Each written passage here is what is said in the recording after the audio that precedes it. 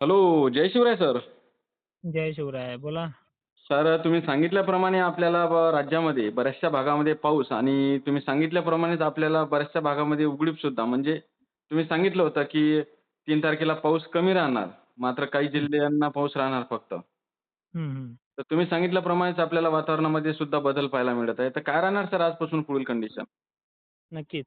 आजच्या दिवस फक्त जे काही मराठवाडा आहे, विदर्भ आहे, हो, त्याचबरोबर पश्चिम महाराष्ट्र जे आहे, ती कंडिशन जी आहे त्या दिलेल्या माहितीनुसार ती सक्रिय असेल.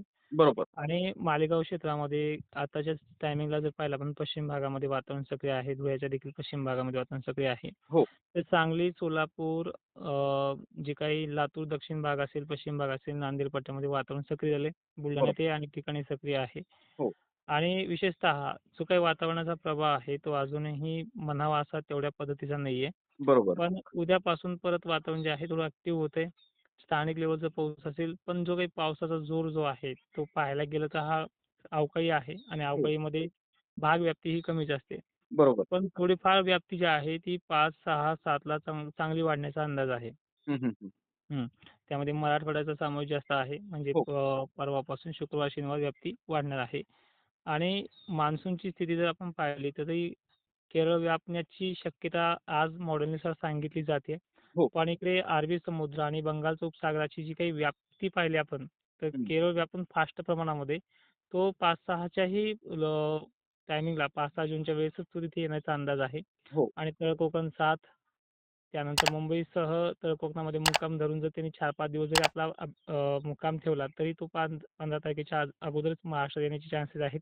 बरोबर. आणि त्यामुळेच तुम्हाला मागच्या वेळेस सांगितले, की पेरणी 15 ते 16 तारखेच्या अगोदर ही चुकीची ठरेल. हो, हो. बरोबर आहे सर. हं, हं. मात्र सर काही जणांच्या माध्यमातून तर असं सांगण्यात येत आहे, की आपल्याला जूनमध्ये खंड पाहायला मिळणार नाही आणि काही जणांच्या माध्यमातून असं सांगण्यात येत आहे, की खंड पाहायला मिळेल. तर शेतकऱ्यांनी काय करायला पाहिजे? म्हणजे खंड पडणार की नाही पडणार? जूनमध्ये खंड पाहायला मिळणार आहे. जूनमध्ये खंड पडणार आहे. मग आता पाऊस तरी कुठे सुरू झालाय? याला खंडच म्हणता येत ना. बरोबर. जसा खंडामध्ये मोजक्या ठिकाणी पाऊस पडत असतो, तसाच हा पाऊस सध्या आहे.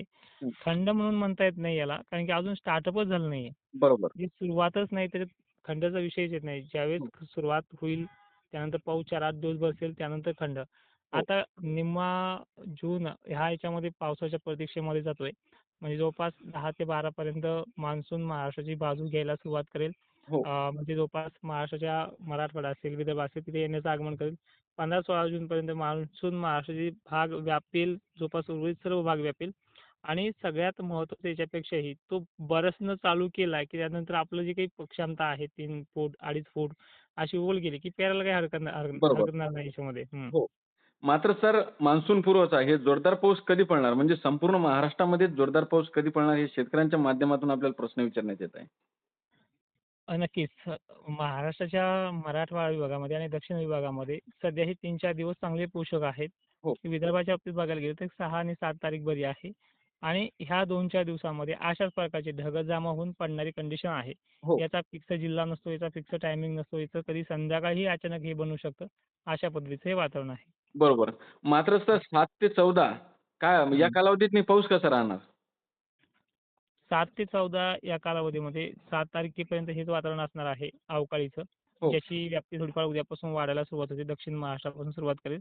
पुढे जाऊन तो 7 पर्यंत वाढेल. परत तो 2-3 दिवस कमी होईल आणि हे स्थानिक लेव्हलचं असणार आहे. पण या काळामध्ये 7 पासून पुढे मोसमी वारे जे आपण दक्षिण-उत्तर म्हणतो, हे व्हायला सुरुवात होतील आणि बरोबर, याच टायमिंगला इकडे महाराष्ट्राच्या दिशेने प्रगती करायला मान्सून देखील सज्ज असेल.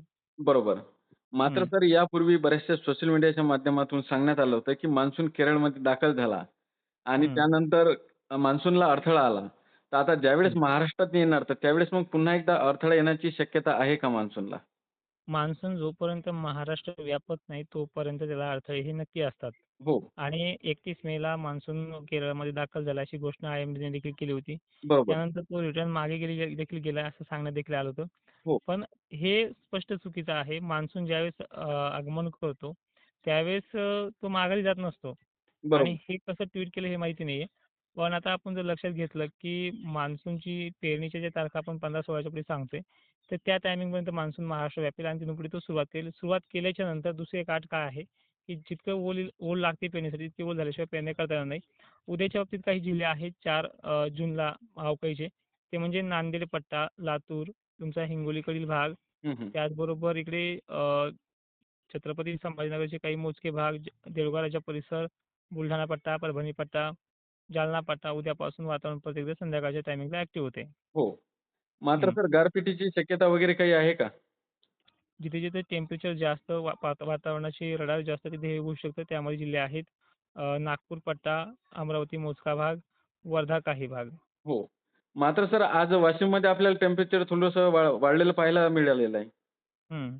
विदर्भाचं टेम्परेचर जे आहे ते कायमस्वरूपी तसंच राहतं हो, आणि बघायला गेलं तर मान्सून जोपर्यंत विदर्भात पोहोचत नाही तोपर्यंत टेम्परेचर तिथलं कमी होत नाही. मात्र बरोबर. कोकण किनारपट्टीमध्ये वारे जरासे जोराने जर वाढले तर टेम्परेचर कमी होतं. थांबले तर पुन्हा वाढते अशी कंडिशन दिली आहे. हो, बरोबर सर. आणि हं. सर उद्या आपण एक सविस्तर अंदाज घेऊया. तर तोपर्यंत धन्यवाद सर आणि शेतकऱ्यांनी एक महत्त्वपूर्ण आणि डिटेलमध्ये माहिती दिल्याबद्दल धन्यवाद सर. नक्की. धन्यवाद. हो.